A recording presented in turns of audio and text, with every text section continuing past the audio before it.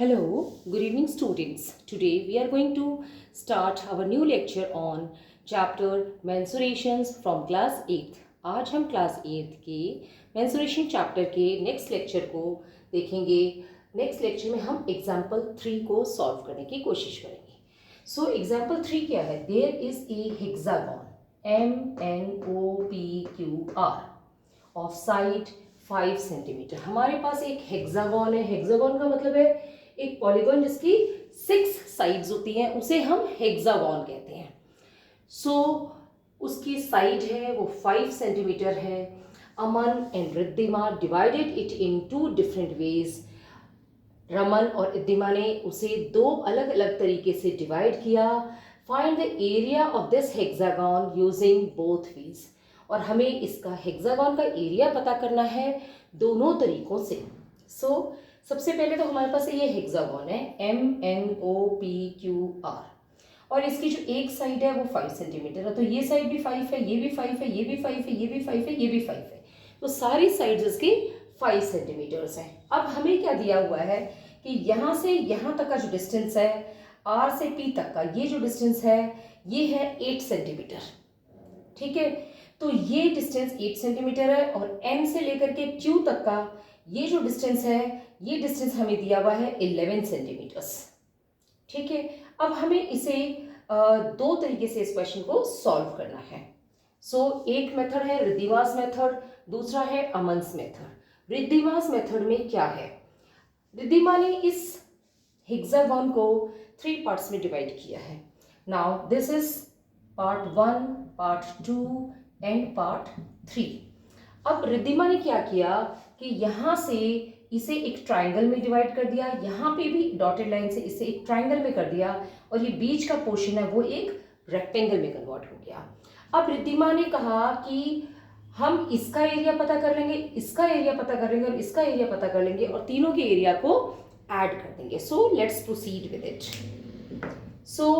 अब area of triangle 1 और area of triangle 3 दोनों ही बराबर होगा, क्योंकि ये साइड 5 सेंटीमीटर है, ये साइड 5 सेंटीमीटर है, ये साइड 5 सेंटीमीटर है, ये साइड 5 सेंटीमीटर है और R से लेके P तक का जो डिस्टेंस है, R से लेके P तक का डिस्टेंस, यहाँ से यहाँ तक का ये डिस्टेंस हमारे पास है 8 सेंटीमीटर.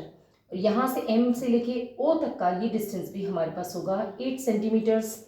अब हमने इसमें क्या देखा कि N से लेके Q तक का जो डिस्टेंस है, N से लेके Q तक का जो डिस्टेंस है, यहाँ से लेकर के यहाँ तक का ये 11 सेंटीमीटर है. इस 11 सेंटीमीटर से अगर हम ये बीच का निकाल देते हैं 5 सेंटीमीटर तो हमारे पास बचता है 6 सेंटीमीटर्स. इसका मतलब यहाँ से लेके यहाँ तक का जो डिस्टेंस है H की वैल्यू है वो 3 सेंटीमीटर्स है. और यहाँ पे भी ये निकालने के बाद यहाँ से लेके यहाँ तक, यहाँ से यहाँ तक ये 3 सेंटीमीटर्स है.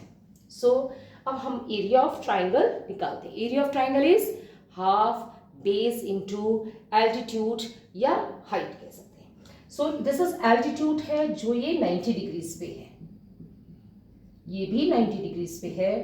तो हमने क्या देखा कि एरिया ऑफ ट्राइंगल, इस ट्राइंगल का एरिया हम पहले पता कर लेते हैं. इसका एरिया ऑफ ट्राइंगल है हाफ, बेस है इसका 8 सेंटीमीटर्स इंटू 8 सेंटीमीटर और इसकी जो एल्टीट्यूड है ये है 3 सेंटीमीटर्स इंटू 3 सेंटीमीटर्स. तो हमारे पास आ गया 2 4 ज़ा 8, 2 1 ज़ा 2, 4 3 ज़ा 12 सेंटीमीटर स्क्वायर. ये ट्राइंगल, एरिया ऑफ ट्राइंगल 1 का हमारे पास आ गया 12 सेंटीमीटर, तो एरिया ऑफ ट्राइंगल 3 भी 12 सेंटीमीटर होगा. अब हमने एरिया ऑफ रेक्टेंगल निकालना है. Area of rectangle MOPR. तो ये एरिया है, ये लेंथ है और ये इसकी ब्रेड्थ है. Area of rectangle is equal to L into B और L की वैल्यू है यहाँ पे 8 सेंटीमीटर्स और B की वैल्यू है हमारे पास 5 सेंटीमीटर्स. तो हमारे पास आ गया 8 5 ज़ा 40 सेंटीमीटर स्क्वायर. अब हमने क्या देखा कि total area total area is equal to area of triangle MNO plus area of rectangle MOPR plus area of triangle RPQ. सो हमारे पास एरिया ऑफ ट्राइंगल MNO है, वो आ गया था 12 सेंटीमीटर, इट इज 12 सेंटीमीटर। और एरिया ऑफ रेक्टेंगल हमारे पास जो आया है वो आ गया है 40 सेंटीमीटर्स। और हमारे पास एरिया ऑफ ट्राइंगल RPQ ये भी 12 सेंटीमीटर्स है। तो टोटल हमारे पास आ जाएगा 12 + 12 is 24, 24 + 40 is 64 centimetre square. Now हम अमन की मेथड से करते हैं। सो अमन ने क्या किया, इस पूरे जो हेक्सागोन है इसको बीच से डिवाइड किया और इसके 2 ट्रेपीजियम्स बना लिए। अब ये दोनों ट्रेपीजियम्स एक दूसरे के बिल्कुल कॉन्ग्रुएंट हैं, क्योंकि ये भी 5 सेंटीमीटर्स है, ये भी 5 सेंटीमीटर्स है, ये भी 5 सेंटीमीटर है, ये भी 5 सेंटीमीटर है, ये भी 5 सेंटीमीटर है, ये भी 5 सेंटीमीटर है। और इनका जो कॉमन जो बेस है वो है 11 सेंटीमीटर्स, क्योंकि एन से लेके क्यू तक की वैल्यू 11 सेंटीमीटर दी है।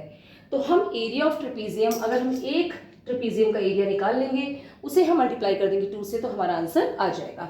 सो area of trapezium is equal to distance between the parallel sides multiplied by the sum of parallel sides divided by 2। So the distance between the parallel sides h, ये यहाँ से यहाँ तक 8 centimetre है, तो यहाँ से लेके यहाँ तक का जो डिस्टेंस है वो होगा 4 सेंटीमीटर्स। तो हमारे पास आ गया 4 × a है 5 सेंटीमीटर प्लस b, यहाँ से लेके यहाँ तक का जो डिस्टेंस है वो 11 सेंटीमीटर दिया हुआ है, तो हम इसको 11 सेंटीमीटर लिखेंगे डिवाइडेड बाय 2। तो हमारे पास आया 4 × 11 × 11 + 5 is 16/2। तो ये 2 8 जा 16, तो हमारे पास आ गया 4 × 8, 4 8 जा 32 सेंटीमीटर स्क्वायर। अब ये जो एरिया ऑफ ट्रेपीजियम निकला है ये सिर्फ एक ट्रेपीजियम का निकला है, ये दूसरा ट्रेपीजियम भी इसके कॉन्ग्रुएंट है। तो हमारा जो है area of hexagon is equal to 2 × area of trapezium.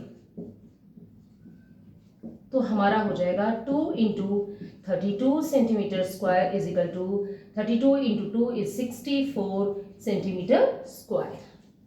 सो इस तरीके से हमने देखा कि हमारे दोनों ही मेथड से हमारा आंसर सेम निकला है। अगर ये क्वेश्चन नहीं समझ में आया हो तो आप मुझे कमेंट बॉक्स में बताएं। अगर ये वीडियो आपको पसंद आई है तो इसे लाइक करें, चैनल को सब्सक्राइब करें, और आपकी जिन फ्रेंड्स को मैथ समझने में कठिनाई होती है आप उनके साथ ये वीडियो शेयर करें। Thank you.